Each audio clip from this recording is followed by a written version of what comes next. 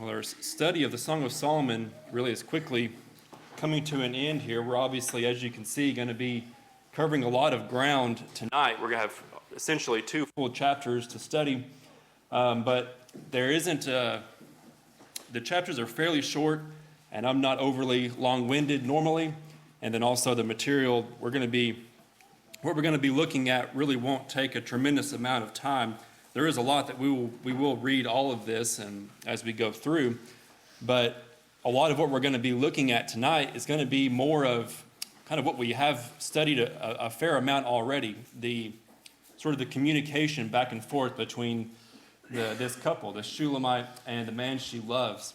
So we're going to be going back through some more of that, and we are going to draw out some of the nuance of this particular section, and there are some things that are important to see here, and Lord willing, I'll draw that out and we will learn what we can from these sections here.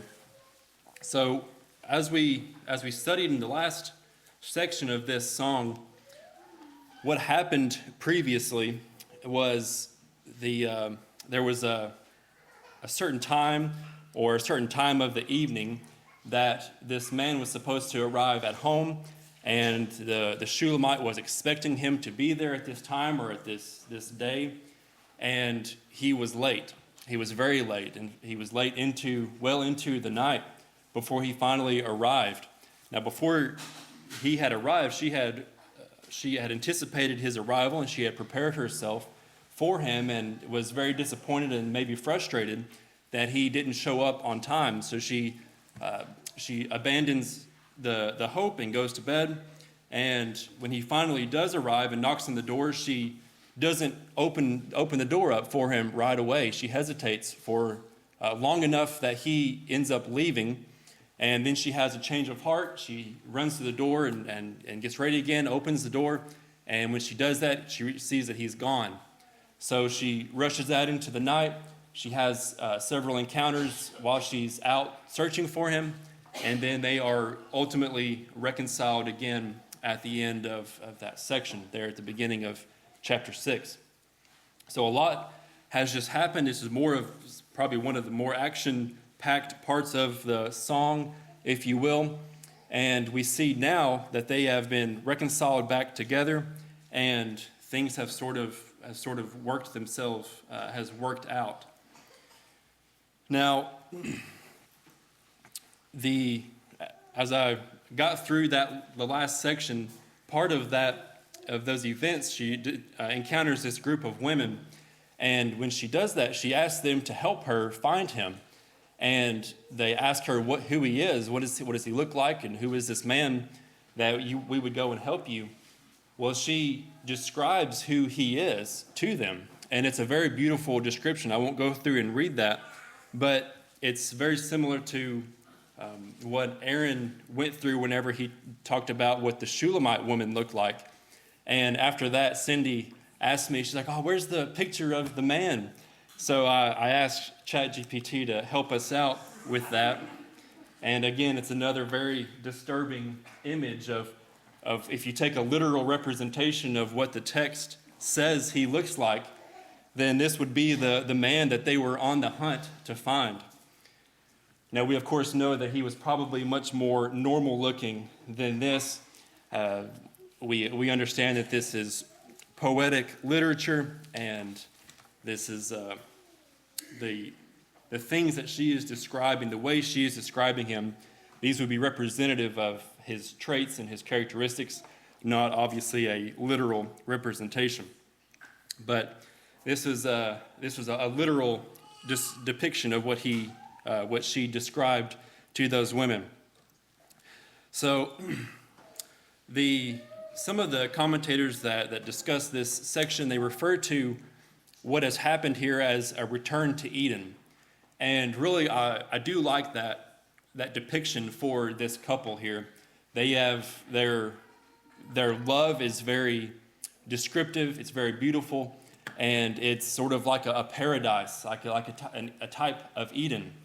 And they sort of had a falling out, a bit of a disagreement, a problem, a speed bump in their relationship in the previous section, Perhaps this was the first challenge that they faced as a couple, as a married couple, and they overcame that. And then now we see that they are getting back to Eden, if you will, back to this sort of paradise of a blissful marriage that we see that they are in.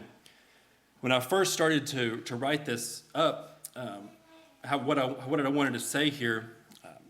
The first thing I put was that they found their way back to Eden, and then I changed that. I thought about that a bit more, and I corrected that to say that they made their way back to Eden. And I chose that because they got back to this beautiful state of marriage because of intentionally. She went out searching for him to seek him and make things right, and he accepted her back. He forgave her for not allowing him in, and she forgave him for the inconvenience that he caused her that evening. So they worked things out between themselves, and they made their way intentionally back to this blissful state of marriage. So before we get into the text, I do want to do a kind of as I did last time. I want to talk about what the text is, what is happening here in the song, and so we'll be a little bit front loaded with the material. I'm going to try to talk about what is happening, and then we'll go through the text. And we won't spend a lot of time analyzing the text once we get into it. There'll be a few things that I'll talk about as we go along. But really, most of the study will be here at the beginning before we start trying to read through this. So in the opening segments of this song, some of those earlier chapters, we saw that there was a lot of poetic love type language. There was a lot of back and forth between the two of how much they loved each other and the descriptions of each other and what their love meant to each other and how wonderful that they thought the other person was. And we're going to be getting back to a lot more of that tonight. I believe there's a reason that the song kind of makes this circle back to this, and we've touched on it a little bit already tonight, but they are getting back to the beauty and the blissful state of marriage that it is intended and designed to be. Marriage is designed and clearly intended to be a wonderful thing. The original marriage between Adam and Eve, it was a beautiful situation, and Eve was a perfect helper for Adam, and God designed marriage to be this way. Now, it's very challenging to make marriage be that way, but we can see from this and other wisdom literature that this is the intention and this is the marriage that we should be striving to have, and it is possible, although it is very challenging. So they experienced this setback. They made their way back to each other. They didn't just ignore the problems that they were facing. They took them head on and they worked through them. Last time we studied, we talked about the work of marriage and how marriage takes work. This is a phrase that we often say, and sometimes I believe, and sometimes myself, I haven't taken that phrase to its fullest meaning. I'll just kind of say that, but we actually do have to do the work of marriage, and that's what we see happening between these two. She sought him to make things right with him, and he allowed that to happen, and they worked things out. The commentator that we've studied a lot internally for this study, Sean O'Connell, he has structured this portion of the song in a certain way, and I really like the way he sort of laid this out. So I'm gonna lay these points out as he does, and then we'll talk about them further. So as they've reconciled their issues, we're going to see what's going to be happening next in this part of the song. We're going to see that he provides a full body description of her. He's not going to analyze every single part of her body, but he's going to be much more much more broad in his analysis of her, and the descriptions of her beauty are going to be really from foot to head. He's going to be covering many more parts of her body, things that outside of a marriage relationship he would not be talking about, and as Christians we wouldn't be talking about either. But we are certainly at the part of marriage and the part of this song where these are things that are being discussed. So he's going to be going through that. We're going to see a lot more of symbolism, and there are going to be other senses that are going to be included.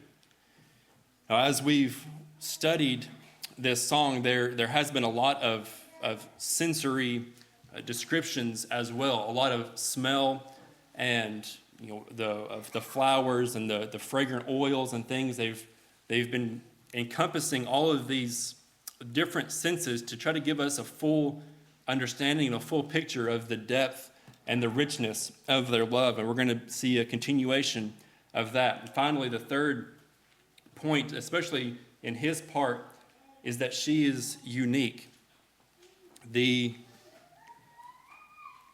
descriptions that he gives to her, and in particular, there's going to be some verses that talk about this abundance of other women and how she is unique among those women.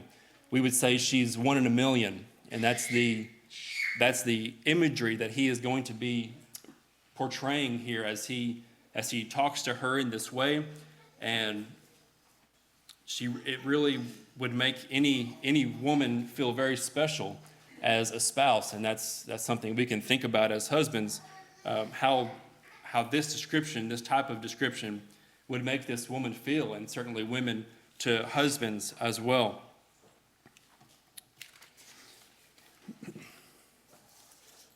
All right, so with this context here in mind, let's go ahead and start kind of going through some of the text a bit. We're going to start with this section here. This is a bit lengthy, and I, again, apologize for the small text. I believe this will be the longest single slide that we're going to cover. So we'll look at verses 4 through the first part of verse 9. This is the man speaking here to her. He says, "You are as beautiful as Tirzah, my darling, lovely as Jerusalem, awe-inspiring as an army with banners. Turn your eyes away from me, for they captivate me. Your hair is like a flock of goats streaming down from Gilead. Your teeth are like a flock of ewes coming up from washing, each one having a twin, and not one missing. Behind your veil, your brow is like a slice of pomegranate. There are 60 queens and 80 concubines, and young women without number. But my dove, my virtuous one, is unique. She is the favorite of her mother, perfect to the one who gave her birth." Now we begin this portion with him continuing to express his love for her in very imaginative ways. And I don't know any man that is as good of a poet as Solomon, or as the writer of this song would be, to think of so many ways to compliment a woman. But it's very impressive, and it's very beautiful, and it's very telling of his deep and his thoughtful love for her. He says that she is so beautiful that it intimidates her, that her eyes, he tells her, "No, don't look at me, you're captivating." And it's describing how beautiful that she is to him. Another line here that to us would be somewhat amusing, that her hair is like a flock of goats streaming down from Gilead. Obviously in the culture that they're in, livestock was extremely important, and for the owner of a flock of sheep or a flock of goats that were out, perhaps with a shepherd far away, and they were out grazing on the mountains, and that would be a very dangerous situation potentially for those sheep.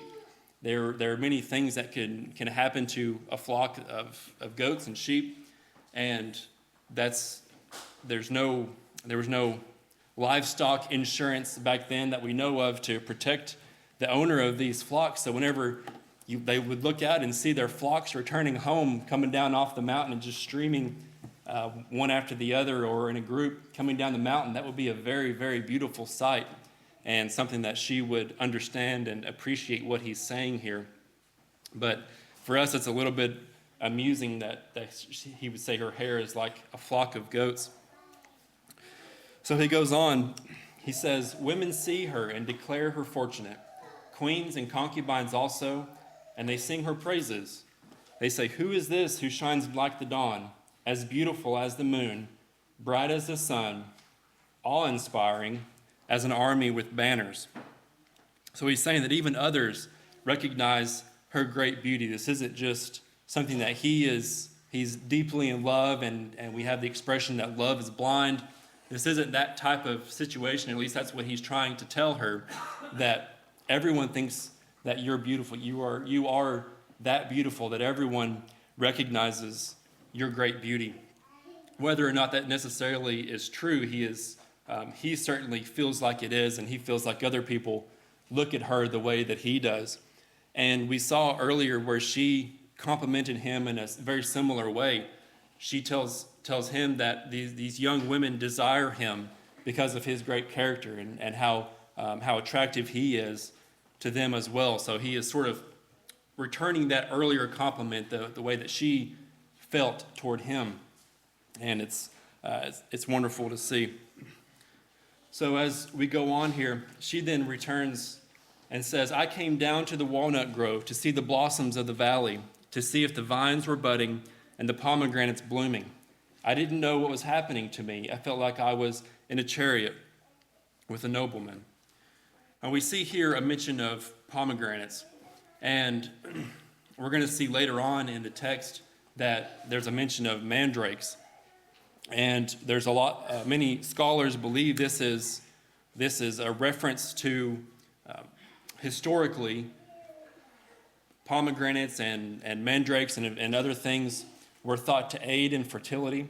And so there's a pretty wide acceptance that they're at a point where they're beginning to start thinking about raising a family of their own. And these things are indicative of where they are in that part of their life and their relationship. That's potentially where their minds are beginning to be at this point. Now, as we go through the text this evening, as we continue on, there's going to be a lot of several different ways that we can interpret some of the things that are being said. And trying to think of the best way to say this. They are at a point in the relationship. They are in a married relationship, and it seems that the way that we could take things to be exclusive to marriage is probably the most accurate way to take the things tonight. So just bear that in mind as we go through this. It probably does mean what it seems like it might be suggesting. So, and there's nothing perverse about what's being said. This is within the bounds of marriage. This is scriptural, and this is the design that God has for our Christian marriages. So as we go on, then the daughters of Jerusalem would be responding. This choir would be kind of jumping in as she says that, and they would say, come back, Shulamite, come back, that we may look at you. So then the man jumps in again. He says, how you gaze at the Shulamite as you look at the dance of the two camps. So now he would be singing this part to the choir. He would be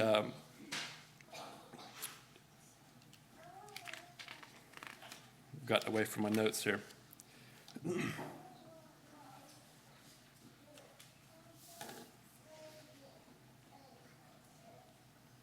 So he would be singing this part to the choir as they would be turning their attention back to the woman. So then he goes on, and he begins here at her feet, and he works his way all the way up to her head. He says, how beautiful are your sandaled feet, princess. The curves of your thighs are like jewelry, the handiwork of a master. Your navel is a rounded bowl. It never lacks mixed wine. Your belly is a mound of wheat surrounded by lilies. Your breasts are like two fawns, twins of a gazelle. Your neck is like an ivory tower. Your eyes like pools of Heshbon. By Bath Rabbim's gate. Your nose is like the tower of Lebanon, looking toward Damascus. Your head crowns you like Mount Carmel, the hair of your head like purple cloth. A king could be held captive in your tresses.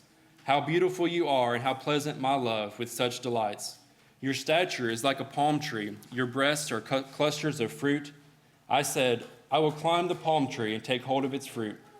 May your breasts be like clusters of grapes, and the fragrance of your breath like apricots. Your mouth is like fine wine. Now, we've seen a lot of this very similar type of discourse between these two, and there are some things here that, of course, are a bit unusual or a bit different. One thing in particular, he talks about her navel, her belly being like a mound of wheat. Now, for most today, this would be a very weird thing for someone to say, but actually, here in Lawrence County, it actually makes a little bit more sense than it would to many other people. Back in this time and historically, wheat would have been gathered up in bunches, much like in the same way that corn is also bundled up into groups, and then it's surrounded and it's tied, and it's sort of cinched up in the middle, and it dries out that way. And we, of course, see this in the harvest time of corn with the Amish.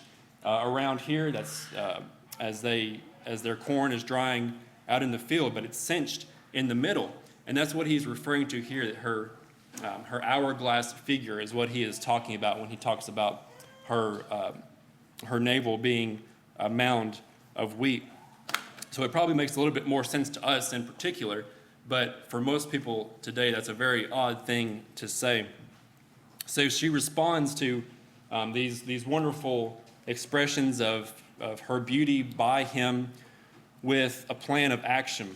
She says, the wine goes down smoothly for my beloved, moving gently the lips of sleepers. I am my beloved's, and his desire is toward me.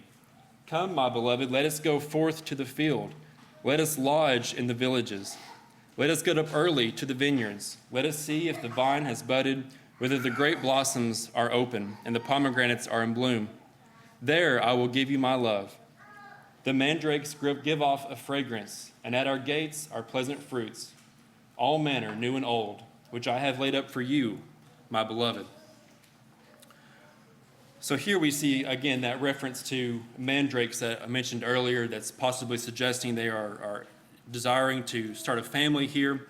That's not explicitly told, but there's pretty wide agreement that that's likely why those things are particularly included here. So we see here that she has sort of planned this escape for them to go out of the city, out into the fields, much like how they were at the first part of this song whenever they were out in the field in the green as he was shepherding. She has sort of made this plan of action for them after he tells her how beautiful she is. So then she goes on. This is one of the more unusual parts of this text in particular. It seems sort of odd at first, but we'll explain what's going on here. So she then says, if only I could treat you like my brother, one who nursed at my mother's breasts, I would find you in public and kiss you, and no one would scorn me. I would lead you, I would take you to the house of my mother who taught me. I would give you spiced wine to drink from the juice of my pomegranate. Now, initially, this sounds very weird, and I believe it was Aaron who talked about whenever he was calling her his sister earlier on, maybe chapter 4 or a bit before that. But he's